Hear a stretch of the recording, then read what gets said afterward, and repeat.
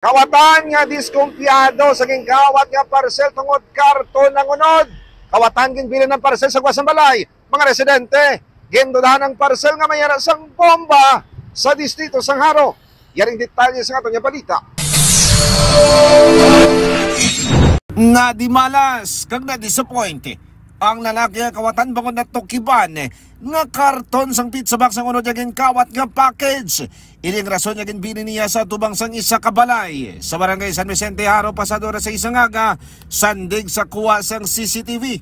Nakita niya rin kasakay ni sa tricycle, nagpanaog, ginplasta ng package, kag naglakat pasarod sa zone 2 sa mga barangay, gamay lusot man sa barangay Our Lady of Lourdes, Haro. Wala sang ginalauman niya parse na mag-asawa nga tag-iya sang balay, kag makaduluda ang pagbidin sang lalaki, rason nga nagtawag sila sa barangay officials sa rin nag-report sa pulis.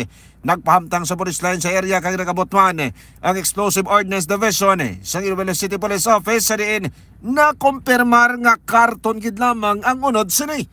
Nagabot man ang tag-iya sang package sa rin iya ginpahayag nga kawat sa guwa sang iya apartment pasado oras 5 sang aga. Sa apartment na sa Argiles, Alin. Argiles? Oo, Argiles, Haro. Ayun. So, ginakawat dito.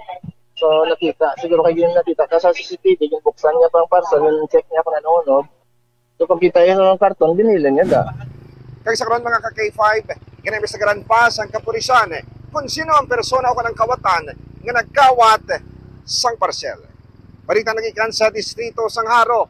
Ako naman si ka-K5 Aaron Refoyo para sa Kampiyon na Balita, Serbisyo Publiko kag Kalingawan sa Iloilo, K5 News FM. Balita ang ginadulong sa inyo sang DTX Coffee Mix. Himo sa natural nga sangkap pareho sang amarkuso, chia seeds, sugared cane extract powder. DTX Coffee Mix. Nakakapi ka na, naka-detox ka pa. DTX Coffee Mix. Mabakal sa mga butika.